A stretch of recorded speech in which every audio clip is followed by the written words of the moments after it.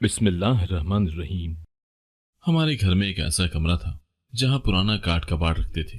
मेरे भैया भाभी उसी कमरे में घुस जाते और वहां से रोने की आवाजें आती। हम लोगों को बड़ा तजस्सुस होता, लेकिन जब पूछते तो भैया कहते इससे अपने माँ बाप याद आ रहे हैं। रोज ऐसा ही होता, लेकिन कोई भी वहां नहीं झांकता था।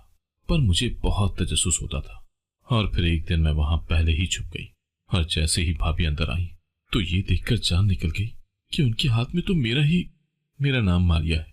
मेरा ताल्लुक एक छोटे से कस्बे से है। मेरे अब्बा किसी दुकान पर काम करते थे और मेरी अम्मा यहाँ स्कूल में पढ़ाती थी। हम एक भाई और 4 बहनें थी। मेरा भाई सबसे बड़ा था और लाडला भी था। वो यूनिवर्सिटी में पढ़ता था और उसका आखिरी साल चल रहा था। मैं कॉलेज में पढ़ रही थी। मैंने एफए के इम्तहान देने थे। मेरी बाकी बहनें स्कूल में पढ़ती थी और जो सबसे छोटी बहन थी अभी उसने स्कूल जाना शुरू नहीं किया था। लेकिन अम्मा ने सोचा कि जब ये 3 साल की हो जाएगी तो वो उसको अपने साथ स्कूल ले जाया करेंगी। इस तरह उनके लिए भी आसानी हो जाएगी। भाई घर में सबसे बड़ा था, इसीलिए बहुत प्यार करता था और घर की जिम्मेदारियों का एहसास भी करता था। वो बहुत अच्छा था, सीधा सादा सा था। उसकी यूनिवर्सिटी का ये साल भी खत्म होने वाला था। उसके फाइनल इम्तिहान होने वाले थे। उसने बहुत मेहनत करके दिन रात तैयारी की थी और उसको इसका फल भी मिला था। उसने इम्तिहान में शानदार कामयाबी हासिल की। हम सब बहुत खुश थे। इम्तिहानों से फारिग होकर उसने नौकरी की तलाश की और जल्द ही उसको बहुत अच्छी नौकरी भी मिल गई थी। अम्मा की तबीयत अब कुछ ठीक नहीं रहने लगी थी। घर को देखना, हमें देखना और नौकरी करना, सब कुछ एक साथ हैंडल करना उनके लिए अब मुश्किल होता जा रहा था। वैसे तो हम सब भी अम्मा की घर के कामों में मदद करते थे, लेकिन फिर भी कभी किसी को कोई मसरूफियत होती थी तो कभी किसी के इम्तिहान होते थे, तो सब कुछ करना मुश्किल हो गया था। एक दिन अम्मा ने भाई से बात की कि मैं और तुम्हारे अब्बा सोच रहे हैं कि अब तुम्हारी शादी कर दी जाए। खैर से तुम्हारे पास इतनी अच्छी नौकरी भी तो है। तो इस पर भाई ज्यादा खुश ना हुआ, लेकिन इनकार भी नहीं किया। अम्मा भाई के लिए रिश्ते ढूंढने लगी। हम सब बहुत खुश थे। हमारा इकलौता भाई था और हमने बहुत सारे प्लान भी बनाए थे कि हम ऐसे कपड़े बनाएंगे, ये करेंगे, वो करेंगे। लेकिन भाई हर वक्त उदास सा रहता था। अम्मा ने भाई को इतनी लड़कियों की तस्वीरें दिखाई, लेकिन वो सबको इनकार कर देते। वजह पूछने पर कहते कि मुझे इसकी नाक पसंद नहीं, किसी का कद ठीक नहीं, किसी का रंग मुनासिब नहीं। इसी तरह काफी देर चलता रहा। अम्मा काफी परेशान थी। एक दिन उन्होंने भाई को बुलाया और उनसे पूछा कि जब से तुम्हारी शादी की बात हुई है और तुम्हारे रिश्ते देख रहे हैं, तब से तुम अजीब सा रिएक्ट कर रहे हो। बात क्या है?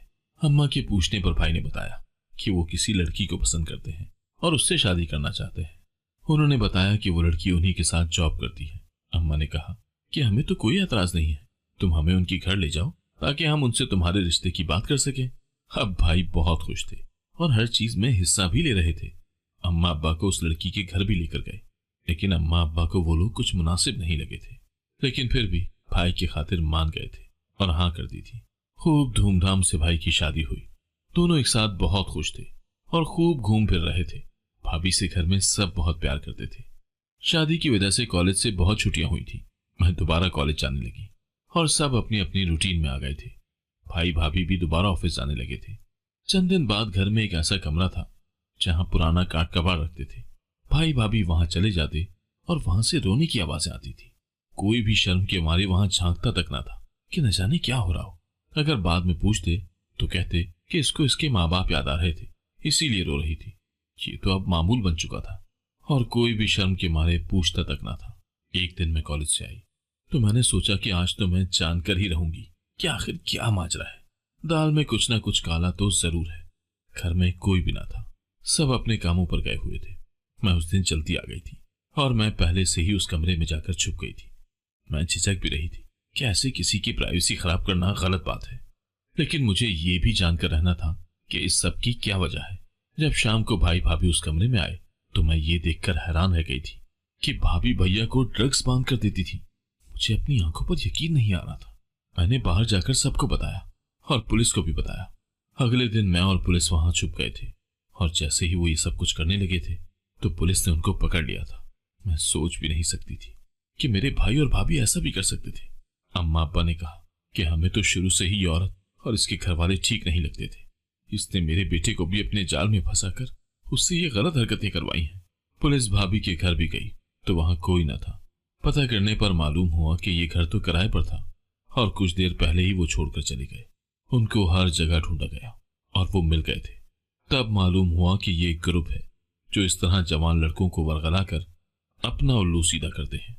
हमने शुक्र किया कि हम किसी बड़े नुकसान से बच गए और जल्द ही हकीकत सामने आ गई थी, वरना इससे ज्यादा बुरा भी हो सकता था।